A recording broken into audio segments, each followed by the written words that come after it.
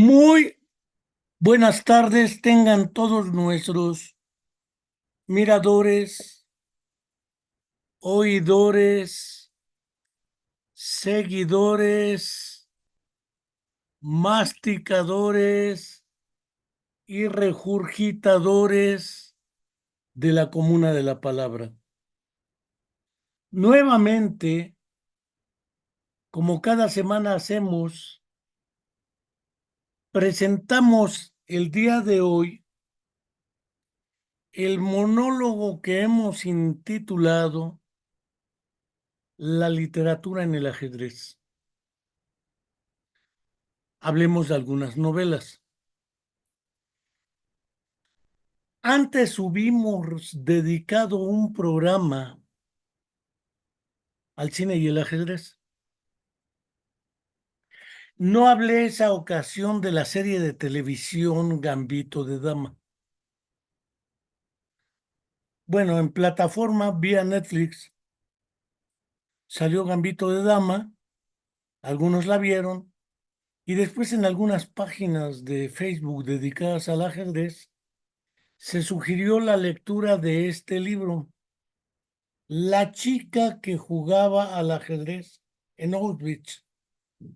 Es una novela que efectivamente alguien preguntó si esta novela era una copia de esta otra, de Walter Travis, que se llama Gambito de Dama. Se dijo que evidentemente no lo es así, las tramas son distintas, no solo los personajes pueden ser distintos, pero las tramas similares, como es el caso de una novela previa a la chica que jugaba al ajedrez en Auschwitz. Es la partida final aparecida en el 2014 y esta en el 2020. Pero no solamente señaló ello. En un escarceo que tuvimos reflexivo sobre el tema, se planteó que era mejor la chica que jugaba al ajedrez en Auschwitz que Gambito de Dama. No se necesita mucha inteligencia visual para darse cuenta de que la edición de la chica que jugaba al ajedrez, pienso yo que con fines comerciales y mediáticos, puso la misma imagen que aparece en Gambito de Dama, un poco modificada. Pero en realidad parece ser que los editores no cuidaron ello. Debo decir también que no son las únicas novelas que existen al respecto. Hay varios trabajos publicados a los cuales quiero dedicar, perdón que haya volteado esta cosa, pero es para mí importante señalar otras cuestiones. Por ejemplo, algunos textos que no son en estricto sentido novelas. Por ejemplo, eso no estaba en mi libro de historia del ajedrez de Antonio Gudé. Es un trabajo editado un poco de años antes que las novelas que refiero. Es prácticamente del 2018 y es un poco más historiográfico, más que novelado. Es un libro que vale la pena leerlo porque hay datos muy interesantes y sobre todo trae las partidas.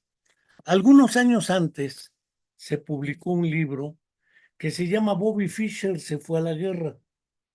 El duelo de ajedrez más famoso de la historia de David Edmonds y John Eidinow. Este es un trabajo casi entre biográfico y analítico de la estructura de la personalidad, sin que el autor sea psicólogo, quien comenta hoy sí lo es. Por ello es que me permito señalar que en ese trabajo de Bobby Fischer se fue a la guerra, se podrá reconocer una lógica más biográfica. A rato le voy a entrar al asunto del autismo, particularmente el síndrome de Asperger, porque tengo la impresión de que Bobby Fischer era un jugador de ajedrez. No voy a discutir su excepcionalidad ni nada de ello, pero que sí era relativamente reconocido como un personaje sumamente extraño por lo menos, y muy cercano al síndrome de Asperger. Por ahí no quiero hablar en inglés de pensamiento y elección porque es un análisis de psicología cognitiva sobre pensamiento, razonamiento y elección en la toma de decisiones a la hora de las partidas. La temática es estrictamente psicológica cognitiva. No quiero dejar de señalar otra novela de Ariel Magnus que se llama, esta es del 2017 de Tusquets, El que mueve las piezas. Y curiosamente también tiene que ver con el asunto de historias humanas, robots, genios, computadoras y demás, e incluso la cuestión de la Guerra Mundial Segunda, y un poco de historiografía.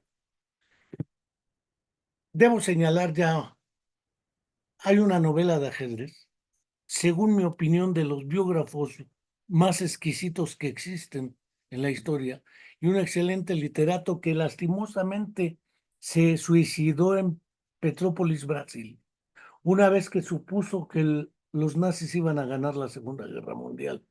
No le concedía la oportunidad al Ejército Rojo, porque también seamos claros, quien derrotó a los nazis hasta Alemania y Auschwitz fue el Ejército Rojo.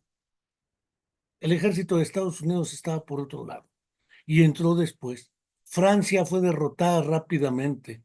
Reino Unido estaba un poco más lejos.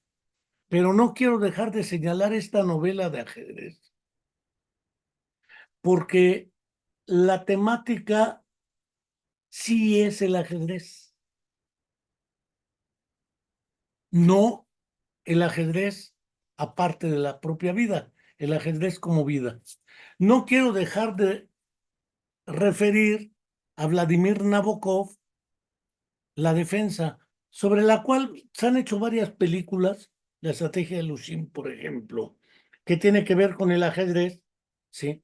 Pero tampoco puedo tener la duda de que el caso del personaje de la estrategia de Vladimir Nabokov era entre Asperger y algunos dicen con un poco de esquizofrenia. No me quiero meter a ese asunto. Quiero solamente hablar esta ocasión de tres novelas porque el tiempo no nos daría para comentarlas todas. Debo decir soberbiamente que todo lo que he mostrado lo he leído y lo he analizado, lo cual quiere decir que no me estoy sacando de la manga los datos. Lo que quiero decir, y voy a comenzar con el caso de la partida final, que es, según describe el subtítulo, una apasionante novela sobre un torneo a vida o muerte entre un prisionero nazi y un sargento, perdón, un prisionero judío y un sargento nazi. Y quiero leer la de Gabriela Sof, Una joven valiente, El horror de Auschwitz y una partida de ajedrez a vida o muerte. Debo decir que la partida final precede, como libro, a La chica que jugaba al ajedrez en Auschwitz. Las dos tramas se centran en Auschwitz. Los personajes son diferentes. En un caso es María Florkowska, quien es el personaje central de esta novela, una chica que a los 14 años es ingresada a un campo de concentración por participar en la resistencia polaca a la invasión nazi. Tengamos claro que Polonia fue el primer país invadido, casi simultáneamente con la anexión de Austria. por parte de Alemania. El caso de la segunda nación invadida fue Francia, y el caso de la partida final es un personaje francés judío, alias el relojero. Debo señalar la estructura narrativa. Esta novela empieza 1944, Auschwitz III, Monowitz, que es el Gambito Letón. Viene el segundo capítulo, 1962, ¿sí? Y ese 1962 se acompaña del Gran Hotel Krasnapolski, Ámsterdam. La trama ocurre entre lo que pasa en Auschwitz y lo que sucede después en la partida de un campeonato europeo o mundial entre el ex preso y el ex nazi. No deja de sorprenderme, porque luego dicen que las copias son copias. Yo no afirmo eso. Esa novela empieza con un título que no me deja la opción de comparar como estrategia. Claro que la utilizo por una razón. El título de La chica empieza Auschwitz, 20 de abril de 1945. Y la lógica de distribución de los capítulos es lo que sucede en Auschwitz y después lo que sucede en una partida en 1945 entre la misma chica y quien se encargó de sacrificar a la familia completa de María, menos a ella, la utilizaba para entretenerse en el ajedrez. Y lo curioso es que la partida final, el comandante utilizaba al relojero para entretenerse con el ajedrez. Tengo la impresión de que siendo esta edición primera o anterior a esta, ignoro, porque no lo puedo afirmar, que la autora Gabriela Saab y el autor Don John Odogue, o Donoghue, hayan sido el referente que permitió la construcción de una y otra novela. Ambas tienen una narrativa bastante sugerente. Ambas tienen una narrativa en un contexto dual. El campo de concentración y lo que sería para algunos la lógica de el ajedrez como un reto entre uno y otro. Pero además las lógicas ambas traen el de la lucha por sobrevivir en un campo de concentración a pesar de las circunstancias. Hace años conocí a un psicólogo y alpinista polaco de nombre Zdzisław Rin, quien nos presentó la obra de un sacerdote polaco preso nazi, Antonin Kempinski, quien hablaba del síndrome KZ de campo de concentración, una especie como de psicosis reactiva a las condiciones de encierro. No me voy a meter ahorita a las cuestiones psicológico-psiquiátricas del asunto, que por lo menos en algunos fragmentos de ambas novelas vienen amplia y extensamente referidos, ¿sí? Podría citar algunos, por ejemplo.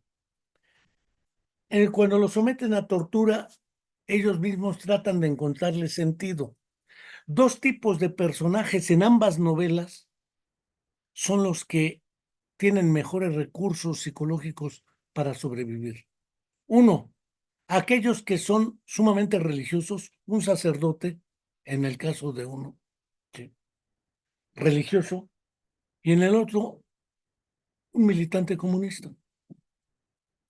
¿Qué significa esto? Mientras que para el religioso es una prueba de Dios que se puede superar, y ello tiene sentido,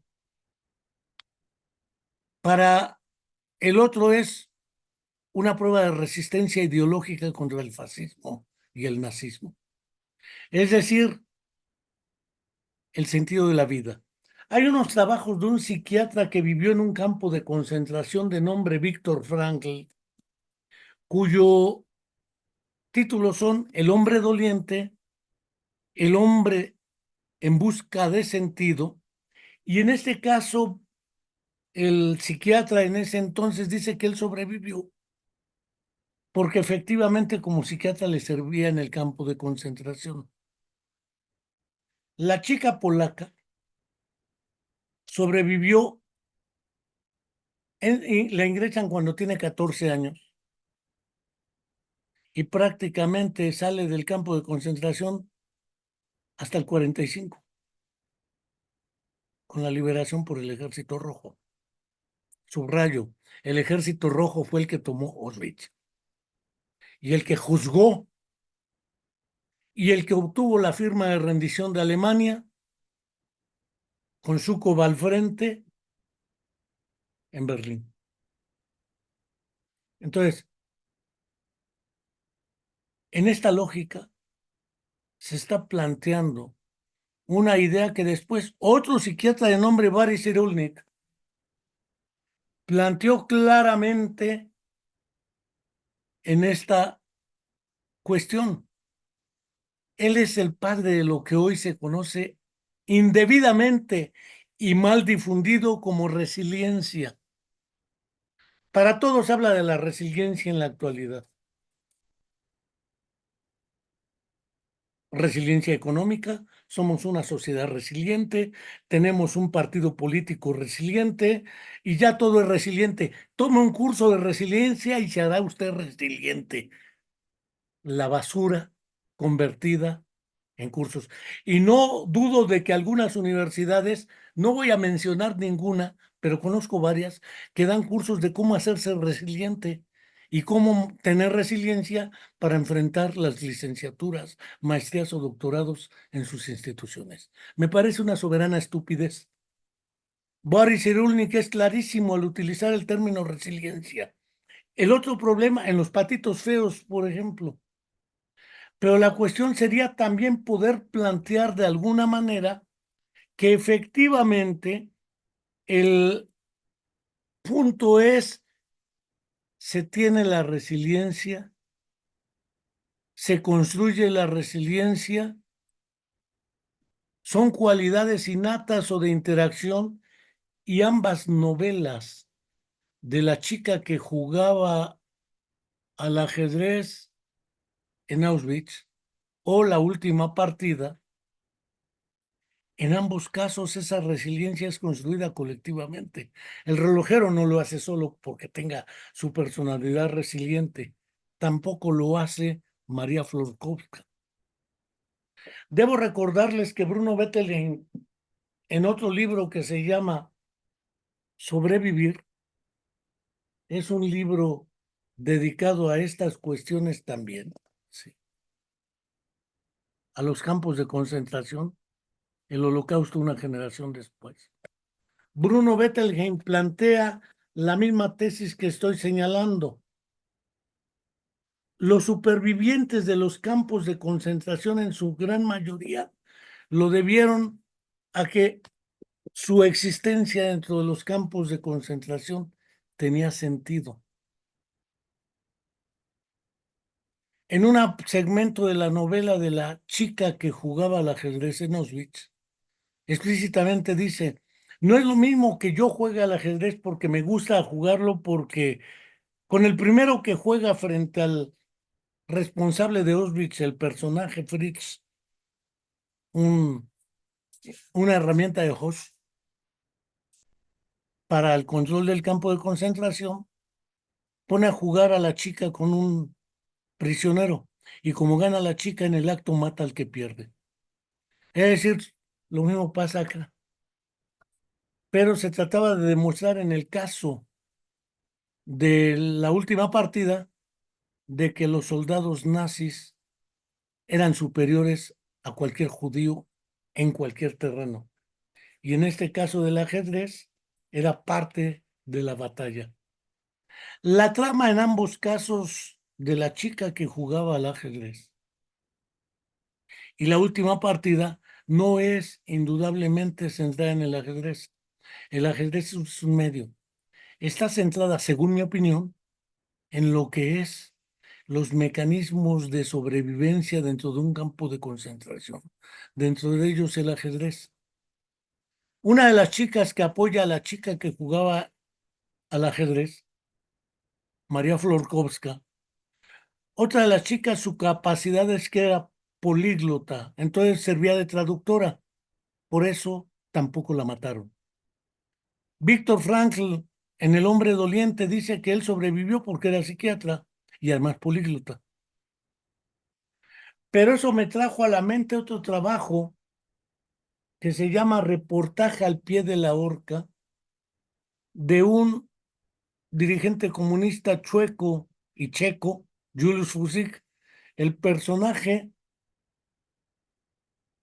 era el doctor Orak, un personaje ficticio como lo eran en la clandestinidad, y cómo lo torturan, y es toda la lógica de resistencia dentro de un campo de concentración en Checoslovaquia. Esta idea es una traducción de Lubuz Prokopova, pero tiene además un excelso poema dedicado a Julius Fusik por el insigne poeta chileno, según se dice, asesinado por la dictadura directa e indirectamente del general Augusto Pinochet en el 73. Y Pablo Neruda le dedica un poema a Julius Fusik de su reportaje al pie de la horca. Este reportaje es un poco más una crónica de la vida en el campo de concentración.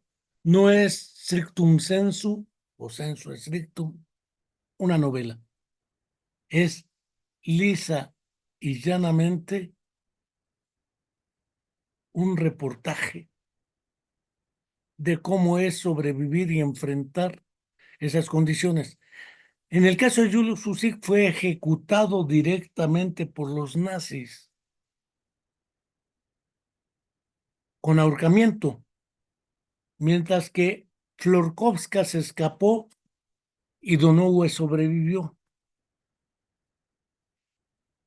Insistiré en un punto. No deja de sorprenderme la estructura temática, conceptual y narrativa de ambas novelas.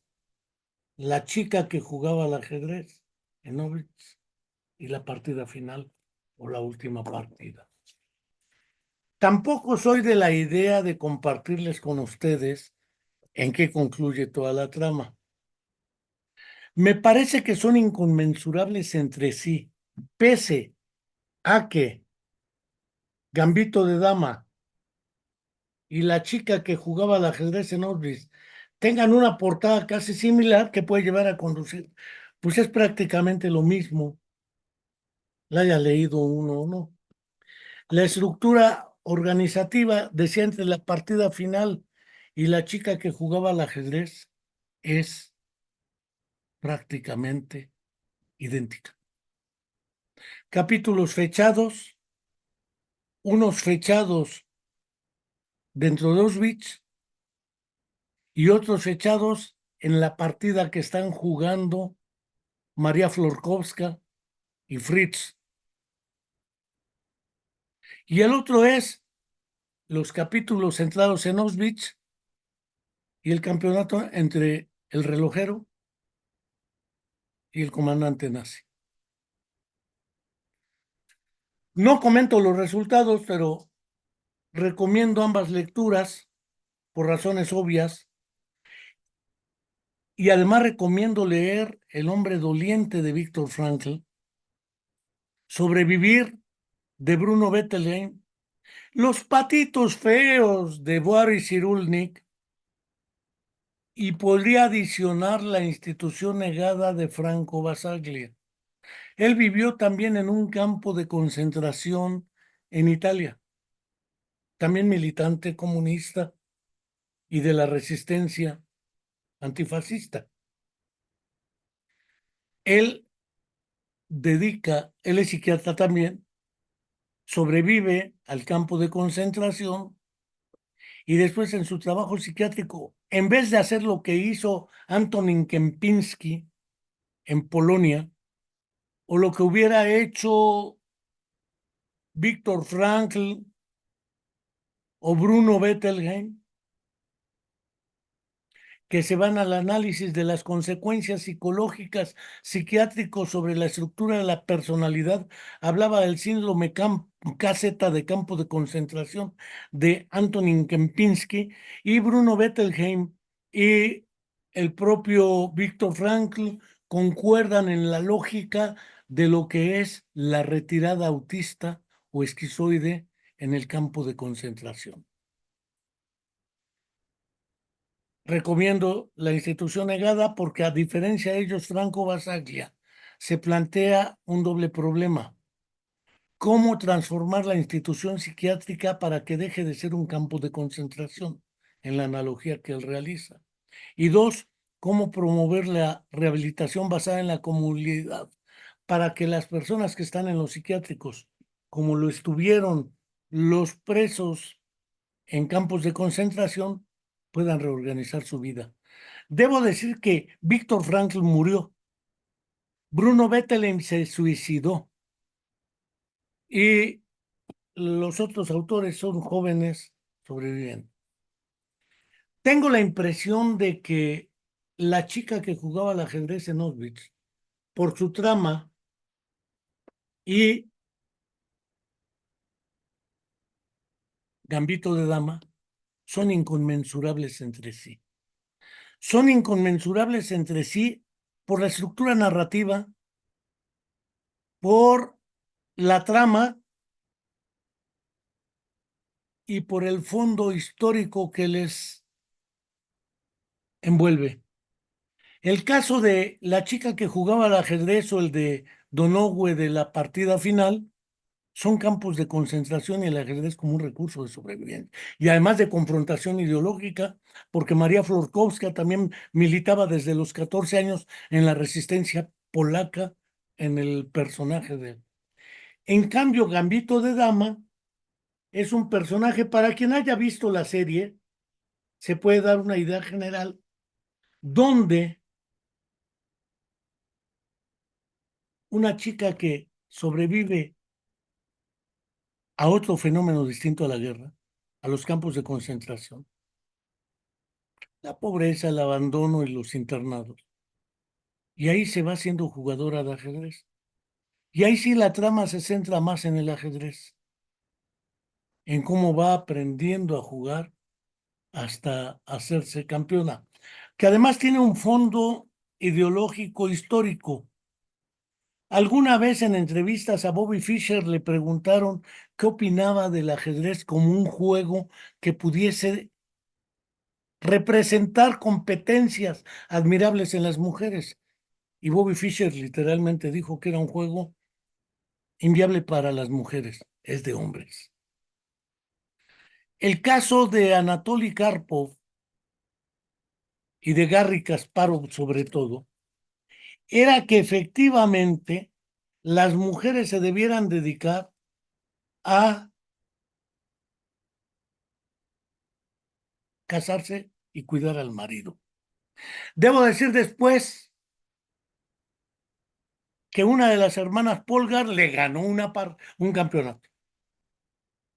Y es una de las mujeres mucho más representativas antes que Vera, bueno, después de Vera Metnik, a la que mencionan en La chica que jugaba al ajedrez.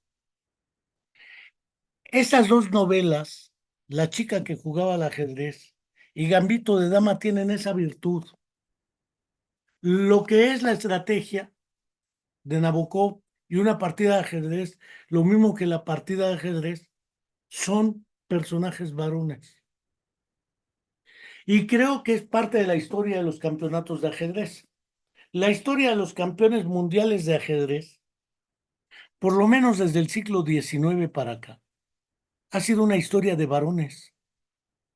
Dos, ha sido una historia donde más de la mitad del siglo XX de los campeonatos los ganó la URSS Ese era otro pleito, el pleito de la Guerra Fría entre la ex-URSS y lo que era Estados Unidos. Estados Unidos no tuvo mejor referente que Bobby Fischer, que le ganó además a Boris Spassky en los 70. Yo me acuerdo cómo se promovió eso. Tengo la edad suficiente como para acordarme de ese pleito, porque además fue televisado hace más de 50 años y lo vimos.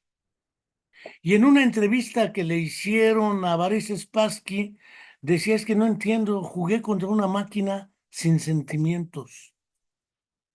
Cuando recibió el premio estaba jugando ajedrez en un ajedrez de mano. No hacía caso. No se inmutaba, pero como protestaba de todo. Después jugaron amistosamente y le volvió a ganar Fischer a Spassky. A Fischer se le considera el mejor jugador del siglo XX por algunos. Otros consideran al cubano José Raúl Capablanca. Esos análisis de cuál es mejor que el otro me parecen insostenibles. Insisto, son inconmensurables entre sí. No tiene la misma lógica la chica que jugaba al ajedrez y Gambito de Dama. Sin embargo, tienen un rasgo que las hace comunes: la mujer en el ajedrez. Y es algo que en los análisis se ha omitido. Son dos novelas que merecen ser leídas, según mi opinión, por el rescate del papel de la mujer.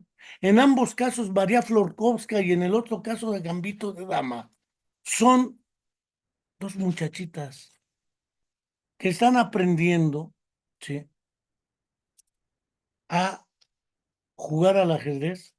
Y puede ser otra novela que se hizo película, La Reina de Cadway, una película dedicada a una chica africana, campeona de ajedrez en la región, que por las condiciones de pobreza y exclusión tampoco podía competir. Es decir, las circunstancias no han sido solo las guerras, no han sido solo las condiciones sociales, económicas y políticas en el caso de Gambito de Dama. En el caso de las Polgar, es curioso porque su papá no las mandó a la escuela, él las educó. Y él dijo: voy a ser campeonas de ajedrez, y las tres han sido geniales. Ahí lo dejo, aunque una de ellas fue la que realmente lo expresa claramente, derrotando a Kasparov y a otros más. Eh, Debo decir también que recuperar el papel de la mujer en el ajedrez, entre Gambito de Dama y la reina que jugaba en Auschwitz al ajedrez, son inconmensurables entre sí por trama.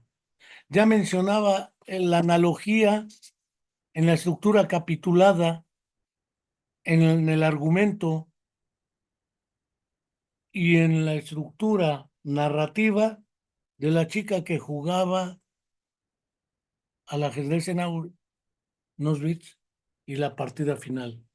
El caso de Gambito de Dama tiene otra estructura narrativa y tiene además otra lógica capitulada. Empieza sin más ni más uno, y luego se sigue dos, tres, etcétera. No es un análisis comparativo interrumpido, es decir, ambas empiezan en el campeonato mundial y en la partida en Auschwitz, donde está jugando María Florkovska con Fritz, el nazi, para sacarle la verdad de quién decidió y quién ejecutó a su propia familia. Uno, dos, tres hermanos, padre y madre. ¿Y por qué la dejaron vivir? Es una trama muy similar con la de la partida final. Gambito de Dama, ¿no? ¿Qué es lo primero que puedo concluir de estas novelas? Dos: Gambito de Dama y la chica que jugaba al ajedrez. Lastimosamente, para quienes ven mejor una que otra, tengo la impresión de que son inconmensurables entre sí. Por tramas, estructura narrativa, capitulado, organización y personajes. No así la chica que jugaba al ajedrez y la partida final. Segundo, ambas, Gambito de Dama y la chica que jugaba al ajedrez en Auschwitz, merecen un reconocimiento por la recuperación efectiva de la mujer en esta trama. Debo decir que en el caso de la chica que jugaba al ajedrez en Auschwitz, es de autoría femenina, Gabriela Saaf, mientras que la de Gambito de Dama es de Walter Travis, masculina. Más que la serie original de Netflix, Gambito de Dama, es al revés.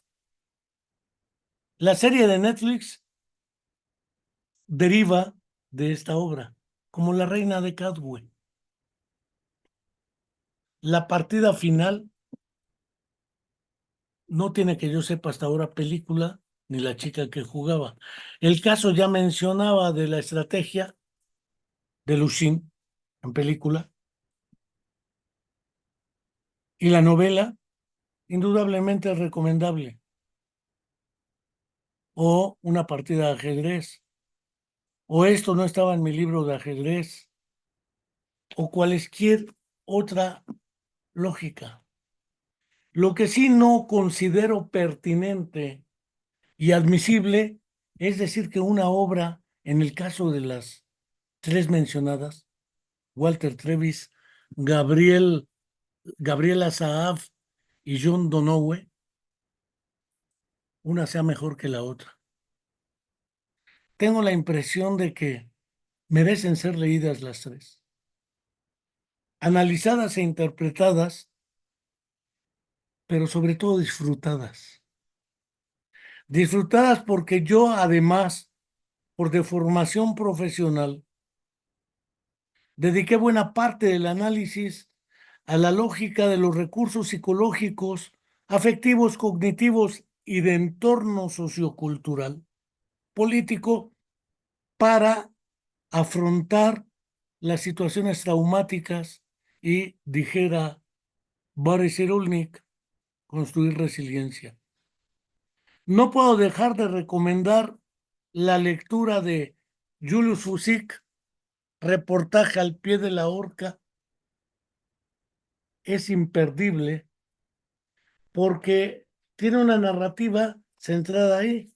Los personajes van siendo personajes reales. Los Jelinek, Mirek y yo, etcétera. Y desde luego, lo que son Bruno Bettelheim, Sobrevivir, que es un trabajo muy importante en términos de construcción de resiliencia. Puedo hablar de la novela de ajedrez,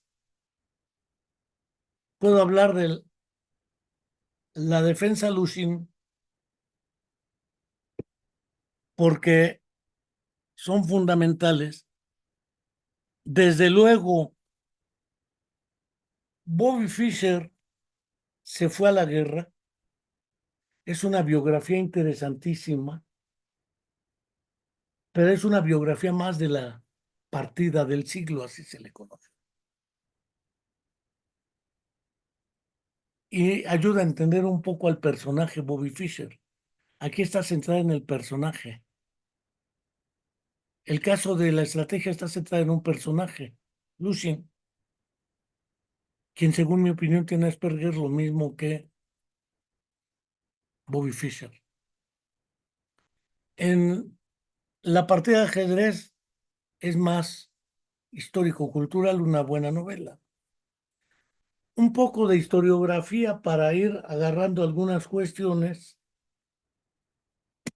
Esto no estaba en mi libro de historia del ajedrez, de Antonio Goudet. Hay más, insisto.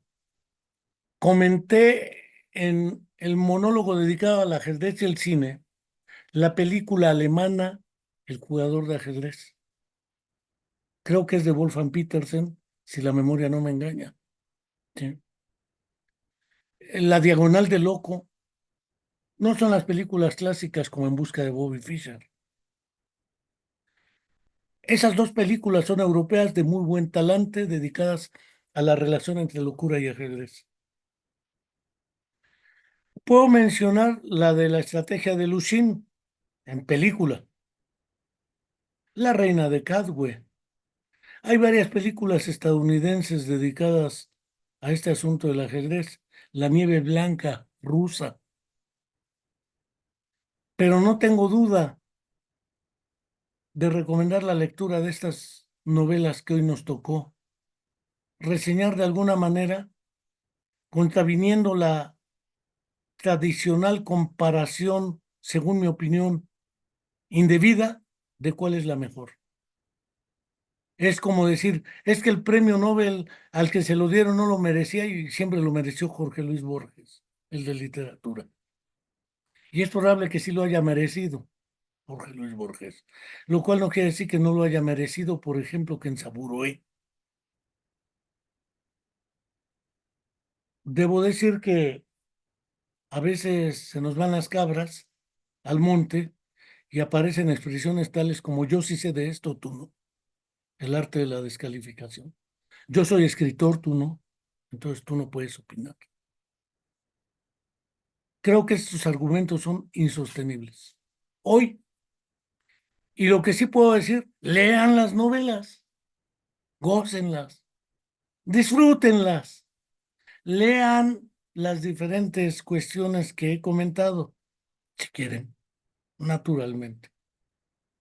Y por lo demás, no quiero de agradecerle a la infaltable Elizabeth Mulato, a Cislila, que lo está viendo, y otras personas, porque entre que estoy con la cámara, los libros, y ver quién manda saludos y quién manda dedos así, corazones, hasta eso no me digan caras de fuchi.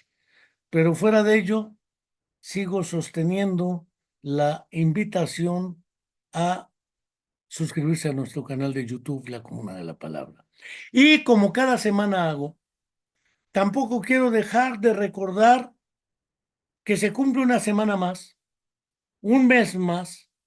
Ahora que han invitado simultáneamente, parece que a Zelensky y a Putin a la toma de posesión, unidad y lucha de contrarios, de la presidenta Claudia Sheinbaum cuando tome posesión. Y uno le dicen que detengan a Putin aquí, a ver si viene. Me parece que no sé quiénes toman esas decisiones. La neutralidad ideológica, decía el filósofo marxista transterrado en México, Adolfo Sánchez Vázquez, en un artículo, La ideología de la neutralidad ideológica de las ciencias sociales, que esa neutralidad ideológica es otra ideología, la ideología de la neutralidad ideológica. Entonces invito a Zelensky, invito a Putin, invito a Maduro, invito al que ganó según la oposición, pues estamos fritos, ¿no?